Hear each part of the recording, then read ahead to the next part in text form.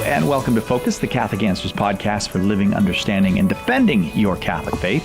I'm Cy Kellett, your host. Jimmy Akin is our guest this time, and we wanted to ask him about astrology. Actually, astrology has been around, I guess, about as long as people have been around, but very popular on the internet. So, Jimmy, thanks very much for being here with us. Hey, my pleasure.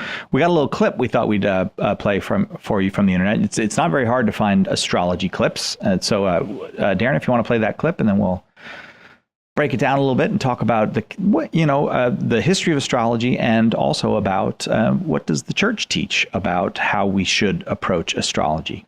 The majority of the tarot readers and astrologers on social media. As someone who's a real astrologer who's passed the most difficult certification exam that is offered, I can tell you that most of the astrology content you're consuming is fake. The people behind these accounts are not real astrologers, so I wouldn't take their advice.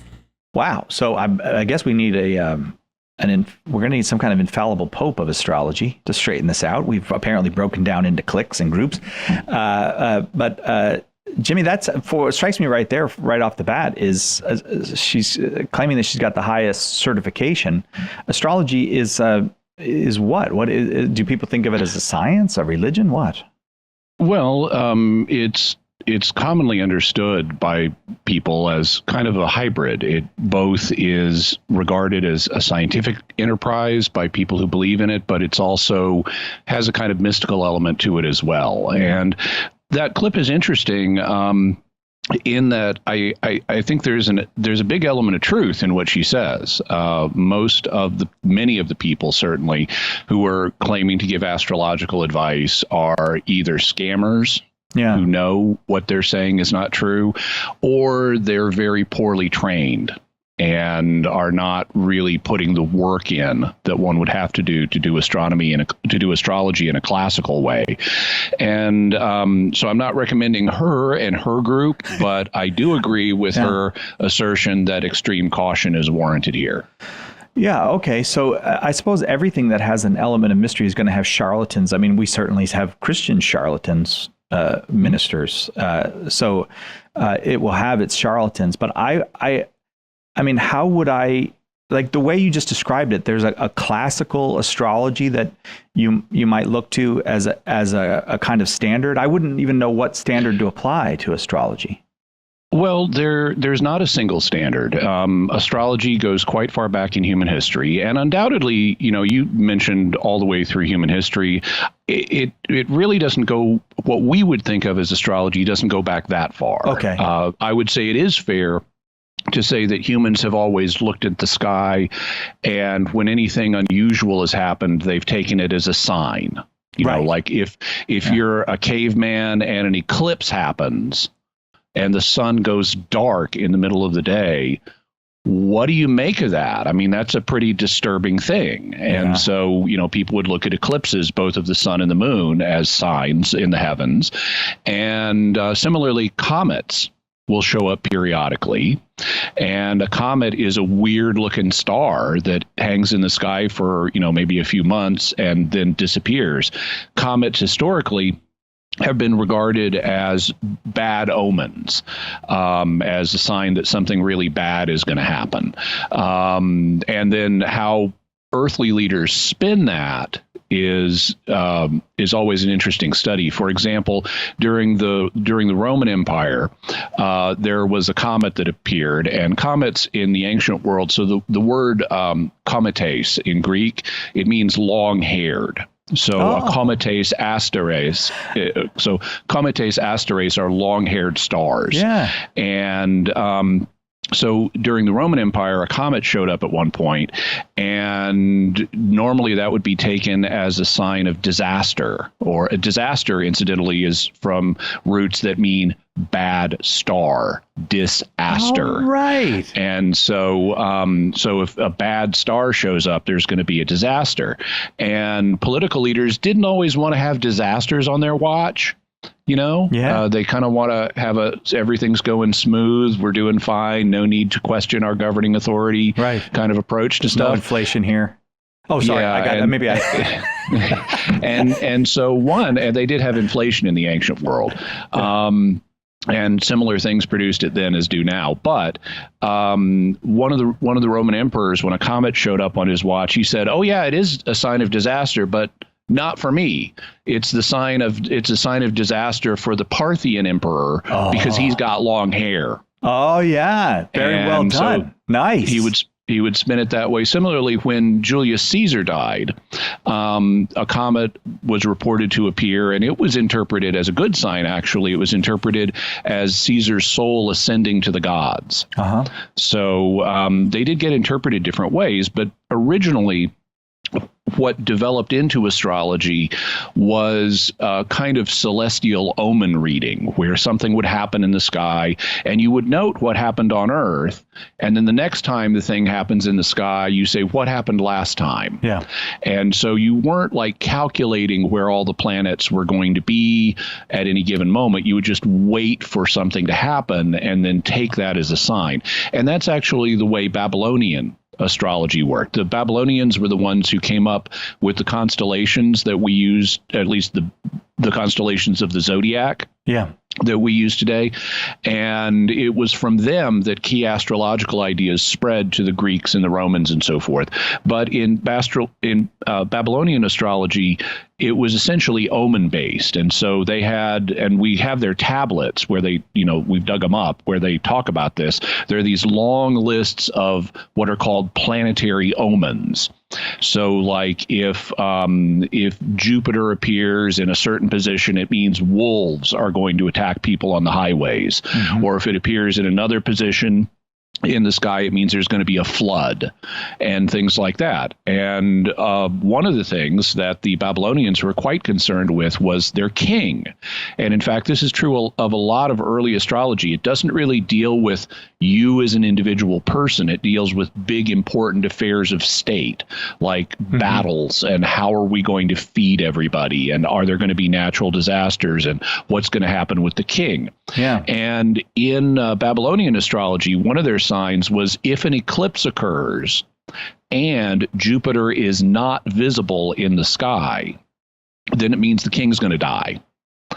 And so they had a way of dealing with that. They said, okay, we had an eclipse. Jupiter was not in the sky.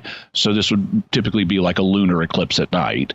And so our king's going to die. So what do? Well, we want to protect our current king. So we need a substitute. And it's very much like the plot of the Mikado from Gilbert and Sullivan. You take this condemned criminal and appoint him king. You dress him in kingly robes. You give him kingly food. Meanwhile, you take the previous king, and for 100 days, he gets to be the farmer. And almost no one gets to see him, and he doesn't go out of the palace. But all of his officials in their official correspondence refer to him as the farmer. And so we're making it really clear to the gods, this is the new king. He's the one who's going to die. The old king, he's just a farmer. So he's not the target anymore. That's my favorite part of it, that we refer to him as the farmer. Yeah. It's such a subterfuge. Yeah. So then in up to 100 days, they would the new king's time would be up, and they would execute him because he was a condemned criminal. And sometimes they may have let him drink a drug that would put him to sleep in a kind of fatal way. But then the farmer would suddenly get promoted again and get to be king again. And so that's how they dealt with the eclipse plus no Jupiter omen. Wow. Then the practice of astrology spread to the Greeks, and they ran with it. The most famous set of astrological texts was by a philosopher named Claudius Ptolemy, and he wrote 4 books. In Greek, 4 books is tetrabiblos, and so his 4 books of astrology are called the tetrabiblos. And this would be when? About when did this happen? This is in the 1st century AD. Oh, okay. So right around the time of Jesus, and a few decades after that. And then it's been around ever since then. And back in the day, it was part of a standard education. People would get, now a lot of people, most people just had a trade education. You'd become an apprentice to a blacksmith, or you'd be a farmer or something like that. But if you were an educated person, you got what was called a liberal arts education. And there were 7 liberal arts. You took the first 3 of them in a unit called the trivium. And it included things like logic and rhetoric and so forth. And then after you completed the trivium, you took another 4 courses called the quadrivium. And in the quadrivium, you learned music and higher mathematics. You learned astronomy. And at the time, astronomy was the same thing as astrology. They were united. They were not distinguished in the ancient world. Right. And so astrology was actually part of a standard liberal arts education that any well-educated person would have. That is fascinating. And I have to say, though, I would tend to be skeptical of astrology as kind of just a way that, as an invented thing, well, this is how we'll make sense of these strange things that happen in the sky constantly. I think, as a matter of fact, today, I think many people are not aware of how many strange things happen in the sky because we don't pay attention to the sky anymore. We've got electric lights and TVs and computers. And I just think most people have very little exposure to what's going on in the sky. Here's what tempers my skepticism. Okay. The birth of Jesus seems to be predicted astrologically. Yeah. So let me deal with that. But first, I want to mention a couple of things that aided this view. Okay. As kind of a counterbalance for here's what an ancient person would say to your skepticism. Oh, okay. Great. The first thing is that they believed in a theological worldview. They thought that God or the gods were all throughout nature, and that they were communicating with us through nature. So they were sending us signs or omens. And there were skeptics about omens in the ancient world, but they were widely believed in. One of the things that really struck me when I started reading Roman history, like, for example, Suetonius's Lives of the 12 Caesars, is, wow, look at all these omens they're recording. I mean, for like every emperor, there's a whole bunch of omens that predicted things about him. Yeah. And this is very different than what we read about in the Bible. In the Bible, God communicates through prophets. He doesn't communicate through omens. Yeah. At least not typically. And so because most people in the Mediterranean world and in the ancient Near East thought that the gods were communicating through omens, it was natural to look at the motions of the planets, which meant for them the sun, the moon, Mercury, Venus, Mars, Jupiter, and Saturn, because those were the 5 planets. A planet, planetes asteres in Greek, is wandering star, and the sun and the moon wander against the background stars, or the fixed stars as they're called that form the constellations. So do Mercury, Venus, Mars, Jupiter, and Saturn. And so those were the 7 classical planets, including the sun and the moon. And so it was natural thinking, okay, and they even identified gods with the planets. I mean, that's why Jupiter is called Jupiter. Jupiter was the king of the gods. Mars was the god of war. Venus was the goddess of love. Mercury was the messenger. Saturn was another god. So it was natural to look to these as communicating information from the gods, and the gods ruled our lives, and so it was natural to see the stars as influencing us. The other thing that they would say in rebuttal to your skepticism is, obviously the heavenly bodies have an effect here on Earth. I mean, let's look at the big one, the sun. Yeah. Does that have an influence here on Earth? Sure, It makes it day. It makes crops grow. It does all kinds of things like that. The moon, similarly, I mean, they didn't know that the moon causes the tides. We know that today. They didn't know that then. But they did see the cycles of the moon as having an effect, and it was natural for them to understand the stars, especially the planets, as also having an effect. So, for example, when you plant your crops, when you need to plant your crops is determined by what stars are currently in the sky. There's a good season to plant, but if you miss that planting window and different stars are in the sky, your crops are going to fail. And so it was natural for them to see these correlations and then do what lots of people do, assume that correlation is causation. Yeah. That it's not just correlated with what's happening here on Earth, but it's causing what happens here on Earth. Right. I hadn't thought about that, especially in an agricultural society. Watching the sky is actually a really important thing. You would get in the habit of paying very close attention. Yeah, and a big famous instance of that is in Egypt, because in Egypt, you know, at least these days, it didn't used to be this way, but these days it's a big desert. And the only fertile land is right around the Nile. It's on the banks of the Nile. So Egypt was a major civilization. You've got all these people to feed.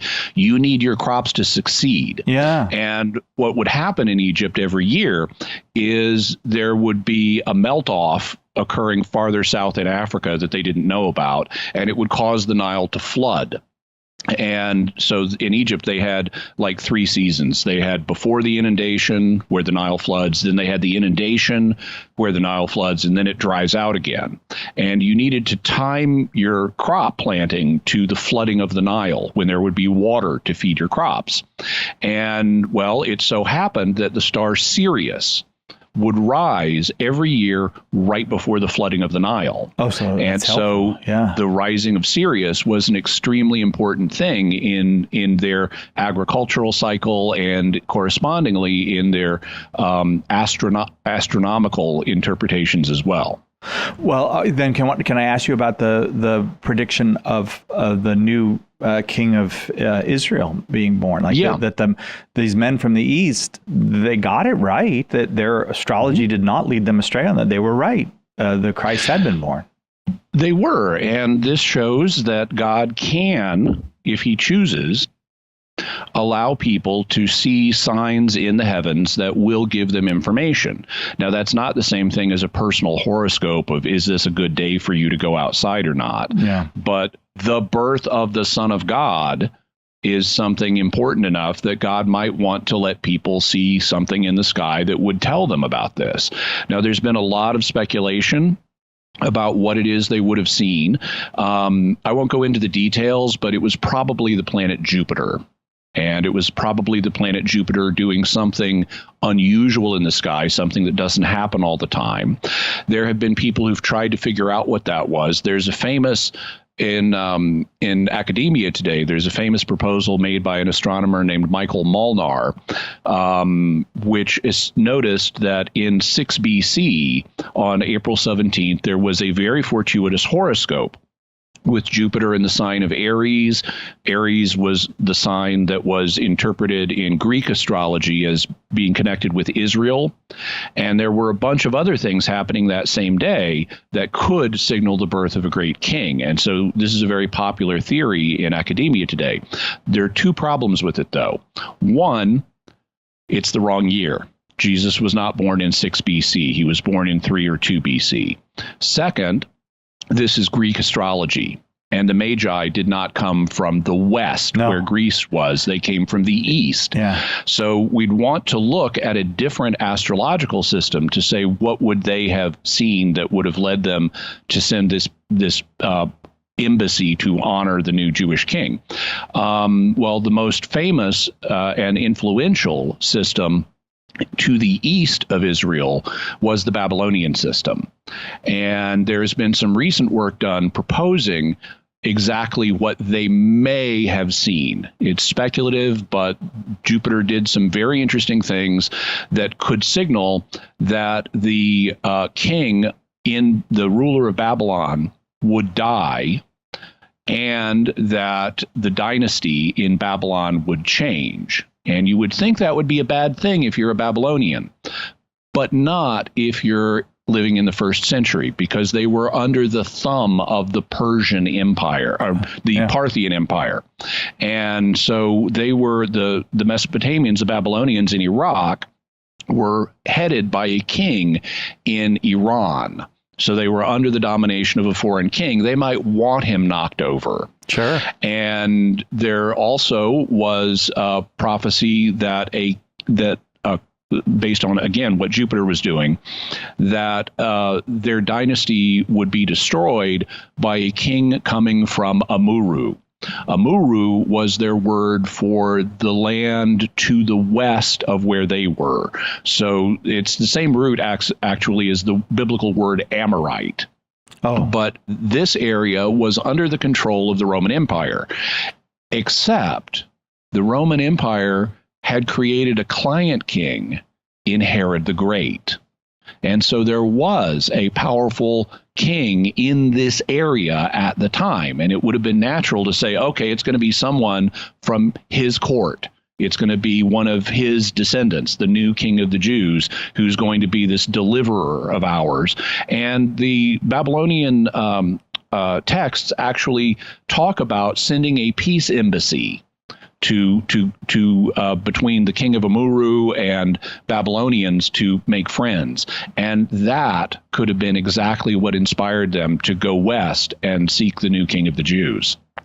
So as a Catholic, then, how am I to think about astrology? Does the church have a teaching? Does the church have a set of teachings about astrology? How am I supposed to make sense of this? It's varied down through the ages. Now, one of the things that the faith teaches is that we have free will. So we can control our destinies. We decide what we're going to do. We decide, are we going to sin? Are we going to not sin? We decide are we going to repent? Are we going to not repent? And thus we decide, are we going to go to heaven or hell? And so one of the things that Christianity has always been concerned with in regard to astrology is not adopting a fatalistic view of it. So in the Middle Ages, you had people like St. Thomas Aquinas saying there are some things that astrologers can genuinely predict because of the influence of the stars on things like the weather. So they could predict storms and so forth. You could potentially, use astrology to find out when a storm is going to occur. Also, you could predict large-scale phenomena involving many people, because even though the stars are having an influence on us, and an individual might make the choice to resist that influence, large bodies of people probably won't. They'll probably go along with the influence the stars are having. And so you could also predict things like wars, where you have two large-scale groups of people start fighting each other. Aquinas would say you could use astrology to predict a war. What you could not do was use astrology to predict the fate of individuals because they've got free will. You could say, okay, well, this guy has a certain temperament and the stars are going to cause that temperament to flare up. So he's going to be feeling like extra cranky someday. It won't tell you exactly what he's going to do, but you could get a probabilistic estimate of what the guy is going to do, because most people, according to Aquinas, don't resist their baser passions. And so if the stars are stirring up someone's baser passions, odds are he's going to go with those base passions and act accordingly. So this was well received, throughout a large chunk of Christian history. There were Christians who totally dismissed astrology, but there were also ones who worked with the science of their day, which seemed to indicate the stars have an influence, and they tried to understand it from a Christian perspective that incorporated free will. Eventually, the scientific revolution began. And that started, in the 16 and 1700s. And with the scientific revolution, we started finding there were a couple things. One of them, we introduced a new methodology where we would more rigorously test predictions. And if you rigorously test astrological predictions, they don't have that great a success rate.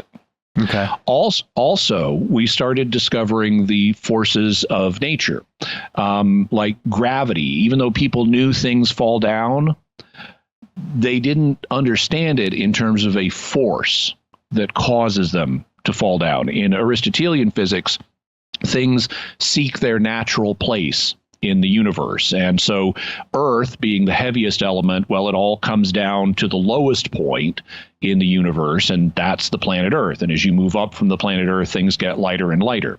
But they didn't have the concept of there's a force that causes any two objects that have mass to approach each other. Right. In fact, Aristotelian physics forbade that concept. That was action at a distance, where one thing could affect something else even across a vacuum.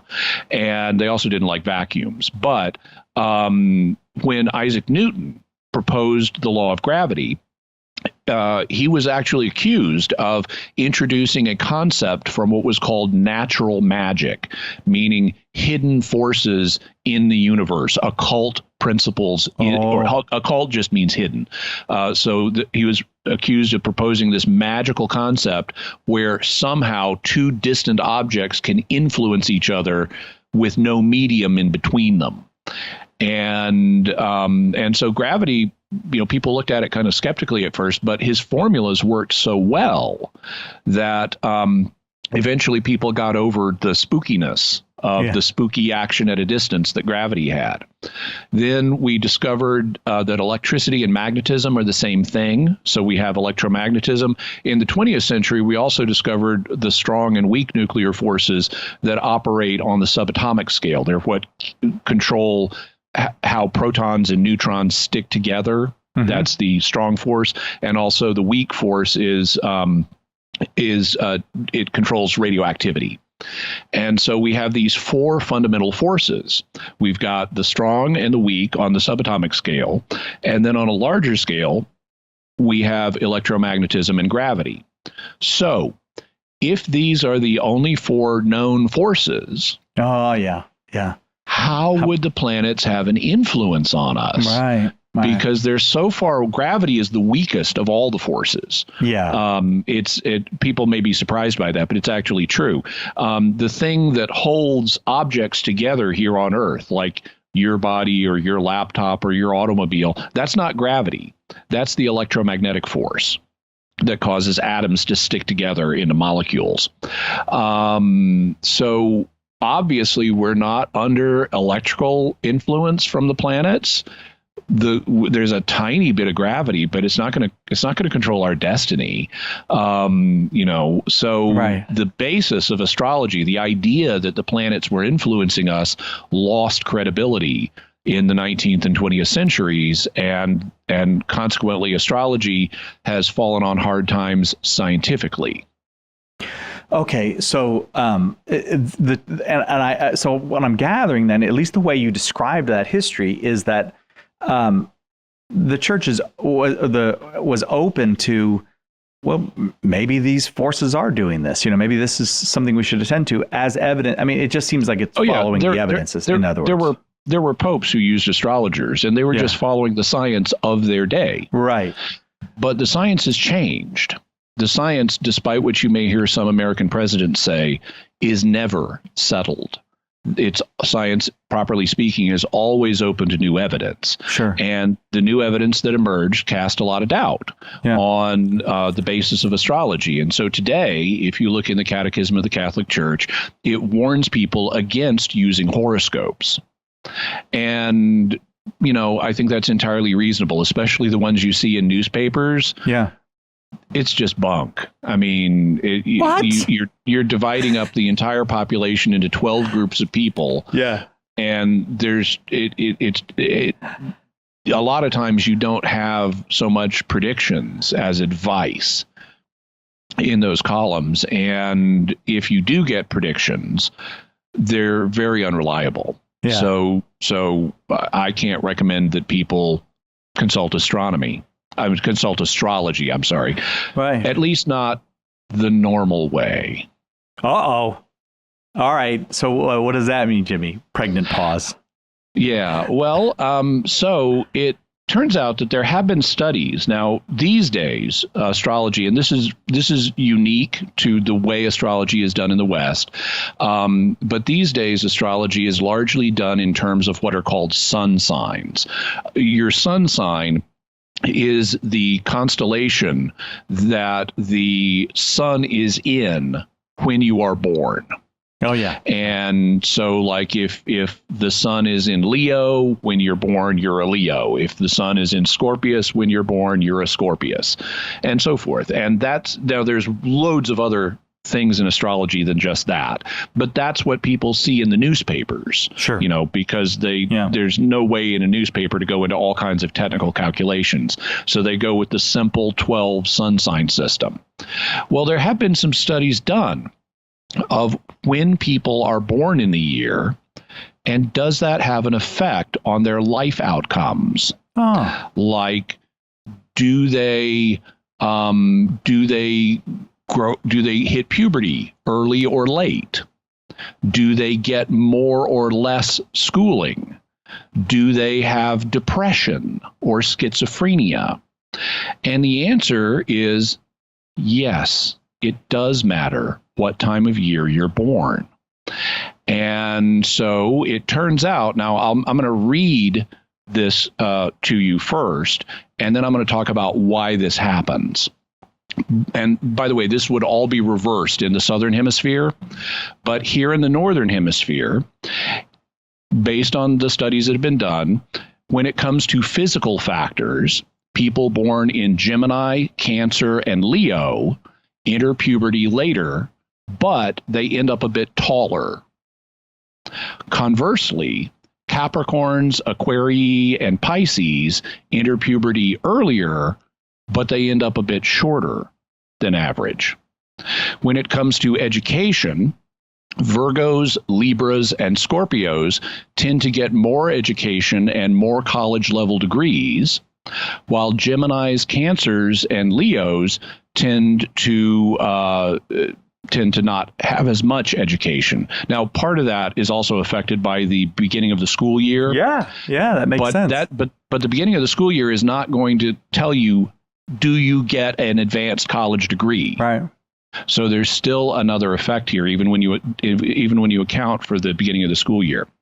When it comes to psychological conditions, Scorpios and Sagittariuses, and especially Capricorns, are the most likely to develop schizophrenia, while Aries, Cancers, and Libras are the least likely. Also, Capricorns, Aries, and Cancers are the most likely to develop bipolar disorder, while Geminis, Leos, and Virgos are the least likely. And finally, Capricorns, Aries, and Tauruses, and Geminis are the most likely to have depression, while Cancers, Leos, Virgos, and especially Scorpios are the least likely to have depression. So now, all of that's statistical. Even if you're a Capricorn, it doesn't mean you're going to get schizophrenia. It just means you have a slightly higher chance of it. But these effects seem to be real. But so the question is, what causes them? That's the thing, is like, that's interesting when you say that, because you could see how you could start to develop over time a sense that Cancers are a certain kind of people and attribute that to the sun sign, but it could just be the opposite. The sun sign is just telling you what time of year that person was born, and the time of year you're born has effects in your life. You could propose that. I'm proposing it. Do you think I'm correct, or? Up to a point, Lord Copper. Okay. I hate it when you say that. So you notice I said that you have to reverse all of those sun signs for the southern hemisphere. Yeah. Well, that's because they experience summer when we experience winter, and vice versa. Yeah. And what determines whether it's summer or winter is the axial tilt of the Earth with respect to the sun. It's the sun that is responsible for these differences. And the reason the sun is responsible for these differences is because we humans use sunlight to make vitamin D. Our skin converts sunlight into vitamin D, to put it concisely.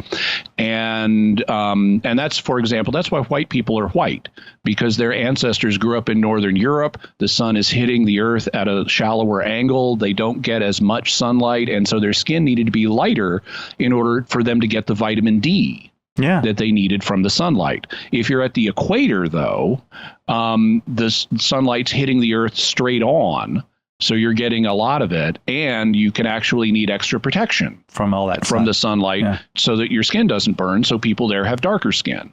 Okay, well, what happens then during winter at a high northern latitude when a woman is pregnant? She's getting less sunlight. The days are shorter. It's striking at an oblique angle. She's getting a lot less sunlight. She's getting a lot less vitamin D, and that means her unborn baby is getting less vitamin D. Vitamin D is involved in human growth and development, and that means her baby is going to develop differently than if she was pregnant in the middle of summer when the days are long and she's getting a lot more sunlight. And so it's really the effect of vitamin D on unborn babies as they're developing in the womb that determines these outcomes.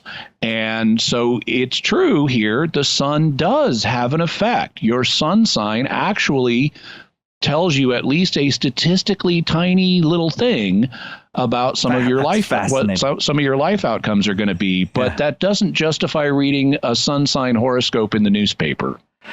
No, right. And I always think of in one of Walker Percy's novels, there's one where the guy is reading the wrong one and he thinks, that is exactly right about me. And then he realizes he's reading the wrong one, reads the right one, the one that corresponds to him, and he goes, oh, that's exactly right about me as well. Like you just, I guess. They write them deliberately that way to fit almost anybody. Yeah. So, I guess we got to wrap up pretty soon, but I do want to suggest this. I think a lot of people, because there are biblical commands against certain practices like necromancy and some other of these kind of what you might call occult or hidden practices. I think many people would assume, well, astrology must be one of those. So aren't I supposed to just shun astrology because the Bible forbids it? But I am gathering that we're reading. If the Bible contained an explicit prohibition on astrology, it never would have been used by Christians or Jews. But it doesn't. What it contains is prohibition on worshiping the stars as gods. Don't worship the stars as gods. But beyond that, it doesn't tell us what influence they may or may not have. That's a matter actually for scientific investigation. And in some cases, like with the sun signs and vitamin D, well, our star does have an effect, but it's not a big one. And the other planets in our solar system, there's a much harder case to figure out how could they have any influence, and the predictions tend not to work. But historically, so in Judaism, there's a saying, Ein Mazel le'Israel, which means there is no fate in Israel. And what that means is God controls the destiny of the Israelites. It's not like fate. It's not from the stars. And so Judaism kind of followed a similar path to Christianity in accepting from the science of the day the idea that the stars had some influence, but not enough to determine people's fates. And they articulated it a little bit differently than Christians did, but they had the same basic idea. But as science has progressed, it's become harder and harder to maintain the idea that the stars, and particularly the planets, have these kind of influences over our lives. Well, Jimmy, thank you so much. I never would have guessed when we started talking about astrology that we'd end up on vitamin D. It's funny how things go around. Thank you so much, Jimmy. My pleasure.